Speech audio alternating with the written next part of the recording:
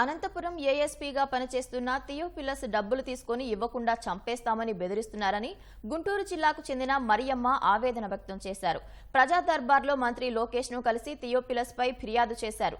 Theophilus గతంలో assembly chief marshal గా పనిచేశారు.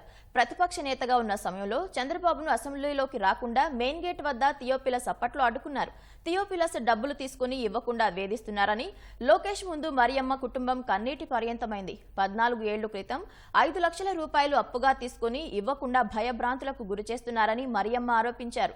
థియోఫిలస్ వడ్డీతో కలిపి 22 లక్షల రూపాయలు తనకు ఇవ్వాలని తెలిపారు. పొలం తాకట్టు పెట్టి మరీ డబ్బులు ఇచ్చానన్నారు. త్వరలోనే తన సమస్యను పరిష్కరిస్తానని లోకేష్ హామీ ఇచ్చారని మరియమ్మ చెప్పారు. 2011లో 15 సవర్లు బంగారం పోయింది.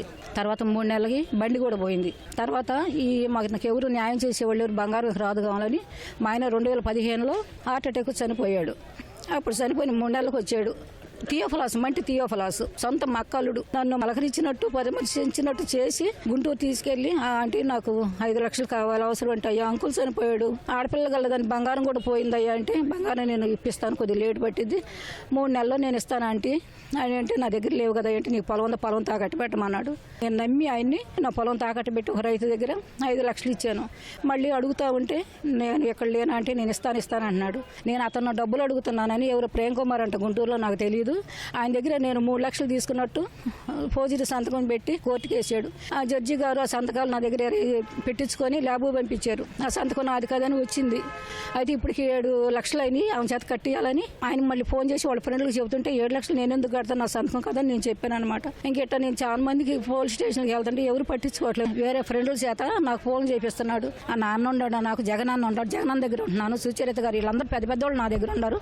ఆ దిక్కుండా అక్కడ చెప్పుకోమని ఎందుకు పోలీస్ స్టేషన్ చుట్టూరు అటు ఇటు తిరిగిద్ది నేనేమన్నా ఆమె చేతని చేసుకోమని నన్ను బెదిరిస్తున్నాను అనమాట. నాకు భయం వేస్తుంది. ఏంటంటే భర్త లేడు మగపిల్లలు లేరు 2 ఆడపిల్లలు వంద పొలం ఒకటి ఆ ఎకరం పొలం కూడా వేరే వాళ్ళ చేతిలో ఉంది. బ్యాంకులో పెడితే 1 లక్ష ఇస్తామన్నారు. అందుకని ఆ రైతు కాబట్టి 5 లక్షలు ఇచ్చాడు అనమాట.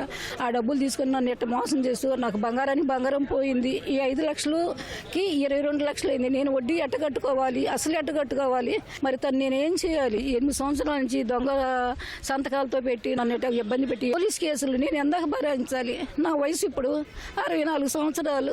నేను ఎందాక తిరగాలి? బంగారం పోయిన బాధలు ఉంటే ఇదేనా అతను చేసే పని?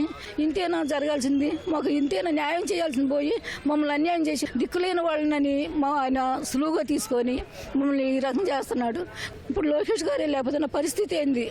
నాకు ఎవరు న్యాయం చేస్తారు? ఇంతవరకు ఏ పోలీస్ స్టేషన్ నాకు న్యాయం చేయలేదు. అక్కడ మంగళగిరి స్టేషన్లో కూడా నన్ను లోన పంపించలేదు. లోకేష్ గారు మాట ఇచ్చారు మాట తప్పడు మనిషి.